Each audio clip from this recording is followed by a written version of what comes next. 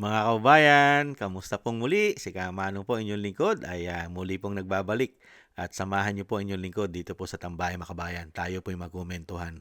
Magumpisa na po tayo. Kumentuhan po natin ito pong pahayag ni Atty. Topacio na booking na naman, booking na naman.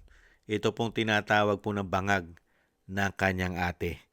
Dahil sa laki po ng sinasabing napupuntang pera daw sa kanya taon-taon. Pakinggan po natin si Atty. Topacio, mga kababayan, at panoorin po natin siya. Mag-umpisa na po tayo. Insertions.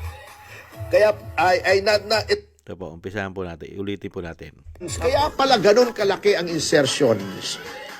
Kaya ito natatagpi-tagpi na nating lahat. 480 something billion per year. Kasi 25% pala, ayon kay Saldico hindi naman ako nagsabi nito, ang 25% ay pumupunta sa Malacanang, 100 billion a year. Hindi lang from 2022 to 2024. Ang laki pala. Kada taon. So, 2022, 100 billion. 2023, 100 billion. 2024, 100 billion. Billion. Billion. Pinag-uusapan natin dito, wala yung milyon, wala yan. Barya-barya yan. 2025, Di ba yung 1 million meron din. pinambabayad lang sa restaurant? Di ba yung video? Yung NBI binayad. director, si Matibag, biniyabang pa. Magkano bill? 100,000. Okay. Kasya na ba ito? Naglabas na 1 billion. Grabe mga taong ito. Kaya pala, baliwala sa kanila, yung Hindi 1 kanila. billion ay ang 1 billion, 100 billion Isipin nyo, ano lang yung 1 billion sa 100 billion? 1 billion is 1,000 million. Yeah. O, di ba?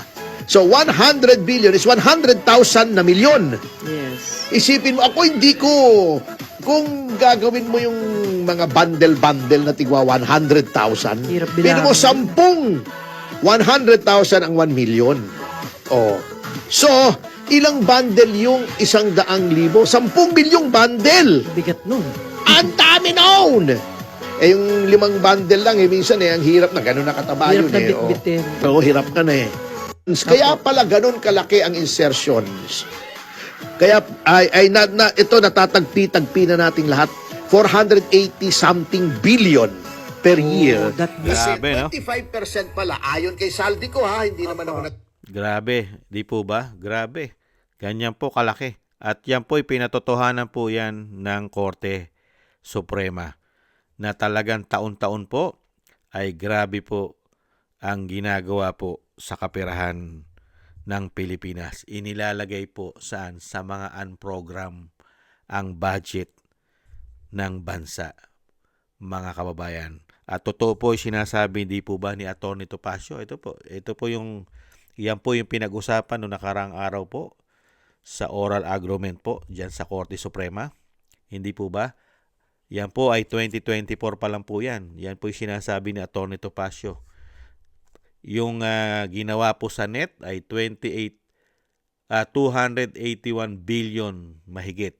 Ganon din po sa GAB, ganon din po sa Senate.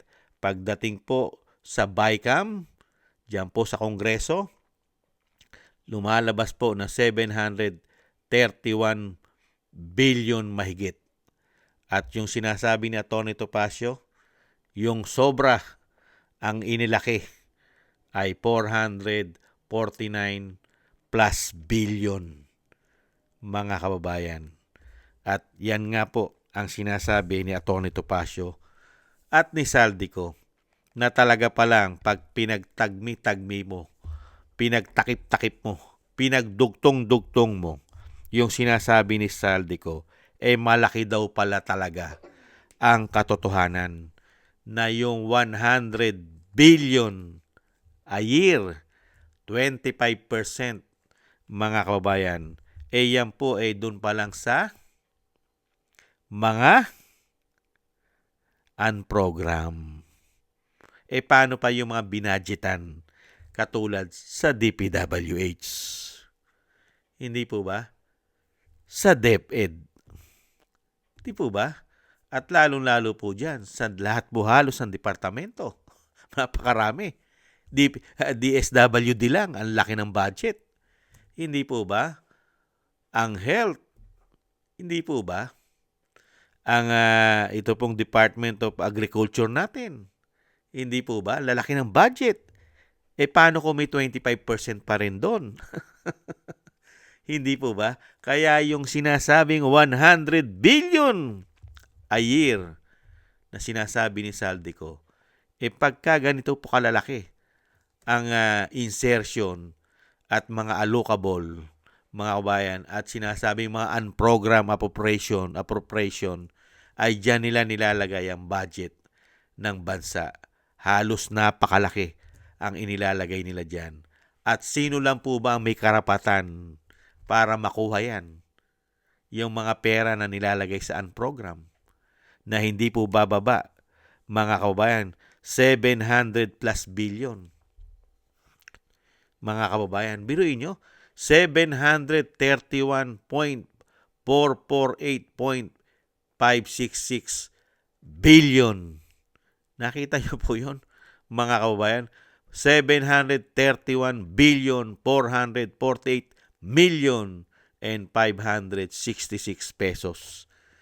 Ganong kalaki po ang inilagay nila. 2024 pa lang po yan. Saan program, mga kababayan? At tanging ang Pangulo lang po ang pwedeng humugot, bumunot. Siya ang pipirma dyan. Hindi po ba? Para ma-release ang pera sa mga unprogram. Hindi po ba? Kaya nga po nakita po natin ngayon, ayaw na ayaw pong ibalita at ayaw na ayaw po itong pag-usapan sa mainstream media. Nakita niyo po bang pinapuputok ng mainstream media? Ito pong issue na natutuklasan ng taong bayan na napakalalaking numero, taon-taon, nilalagyan pala nila ng napakalaking bilyong piso ang mga unprogram. Pero yung mga big ticket project, wala. Di po ba? Kaya nga natuklasan natin sa Korte Suprema yan Di ba? Noong nakaraang araw. Subway. Wala. OLATS. Pero unprogram meron. Nakita niyo po?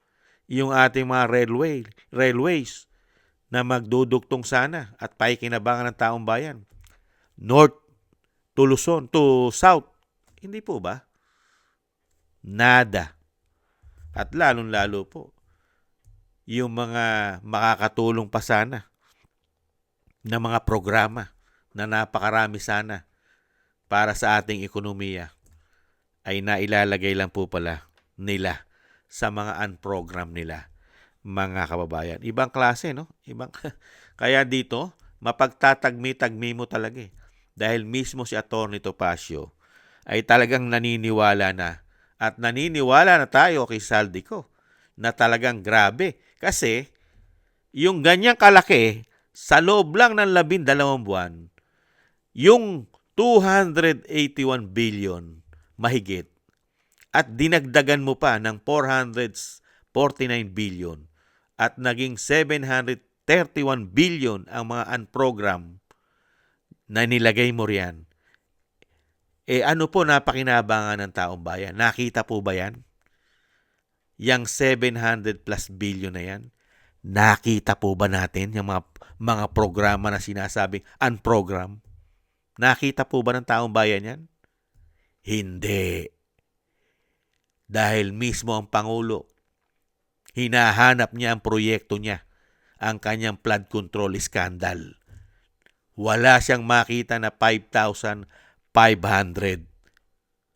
Di po ba? Kaya nga pumutok ang issue. Dahil yung pera na dapat sa mga proyekto, hindi pala nailalaan. Naibubulsa pala at nailalagay sa maleta. Di umano. Kaya nga po hirap po sila, mga kababayan, na ipaliwanag ito. Kaya nga po lahat ng issue ngayon, nakita nyo po lahat ng issue ng mainstream media at palasyo, nakatutok lang po sa mga Duterte. Nakatutok lang po sa impeachment. At ngayon, tinututukan nila ang kahirapan natin. Hindi po ba? At wala na po ang issue ng korupsyon. Ayaw na po nilang pag-usapan ng issue ng korupsyon. Ngayon, hindi po ba? Lalong-lalo po ang flood control. Puro delayment. Wala na tayong naririnig na hearing. Wala na. Pati ang ICI tapos na. Diba? Sa Kongreso, malabo na sa sabaw ng pusit na mag-imbestiga sila riyan. Dahil unang-una, sa kanila nang gagaling ang BICAM. Isang damukal na pera yan. Hindi nila itatakel yan. Ganon din po sa Senado, kasama sa BICAM yan. Paano nila iimbestigahan ngayon ang flood control scandal? Yung pera, saan nang gagaling at sino pumipirma? Katulad nito, Maan program. Sino pipirma nito? Para ma-release ang pera riyan. Hindi po ba? Kaya po lahat ng sinabi ni Atty. Topacio, 100% na tama, na malaki pala talaga ang posibilidad na lahat ng sinasabi ng mga Marines at ni Saldico ay tumutugma sa laki ng pera taon-taon na ilalagay nila sa gusto nilang paglagyan. Hindi po ba? Kaya nga po hindi nila magugustuhan na maging Pangulo si BP Sara. Dahil unang-una, nagsabi na si BP Sara na hindi pwedeng walang managot sa ginawa nilang kawalangian at kabalbalan sa taong bayan, sa pera ng taong bayan, at lalong-lalo na sa ginawa pa sa kanyang ama. Hindi po ba? Kaya nga po tuloy-tuloy. Dahil nga po, lahat ng korupsyon at problema ng bansa ay nagmula sa kanila, lalong-lalo po dyan sa BICAM, sa Senado at sa Kongreso. Joint forces po yan, di umano. Kaya nga po nag-joint forces din po ang mga walangya, di umano, para pabagsakin si Inday Sara. Hindi po ba? At gamit na gamit po dyan, di umano, ang PCO, ang tagapagsinungaling nila. Hindi po ba? Yan po mga kababayan, ang komento po natin sa pahayag po ni Atty. Topacio. Mabuhay po kayo, Atty. Topacio, at ingat-ingat po kayo. Dahil ngayon, halos lahat po ngayon, lalong-lalo na pagka po nagsasabi ng katotohanan, ay nagkakaproblema po at binibigyan po nila ng problema. Hindi po ba? Ingat-ingat po kayo, Atty. Topacio. Baka sa susunod, kayo na po ang puruhan nila. Hindi po ba? At maraming salamat din po sa nagusto po na ating Tambayang Makabayan sa YouTube at TikTok, at ganoon din po sa ating mga subscribers at patuloy nagsusubscribe, at sa mga nagko-comment, like, and share. Maraming salamat po sa inyo. Shoutout po sa inyo lahat. Mabuhay po kayo. At thank you rin po sa mga nagusto po na ating Tambayang Makabayan, at sa mga nagbibigay po ng komento, siyempre po, at ganoon din po sa mga nagbibigay ng tulong at biyaya. Shoutout po sa inyo. Eric Hershio ng Canada, Kingston ng Hong Kong, Jake Yahut ng Maisog, California, USA, Gina Ray ng Berlin, Germany, Julieta Silona ng Sydney, Australia, Baby Roman, Ate Isa ng Cagayan, si Jem Aris ng United Arab Emirates, ako si Pilam, Ani Jo, si Gay at Shena, Tatay Nick ng Canada, si Balance Vision TV, Jesus Valdepena, at Mila Yi. Thank you po sa inyo. Shoutout po sa inyo lahat, at ingat-ingat po kayo sa inyo pong mapagawa. At God bless po sa inyo lahat, mga kababayan. At taste lang po tayo. Muli po, paalam. Bye-bye.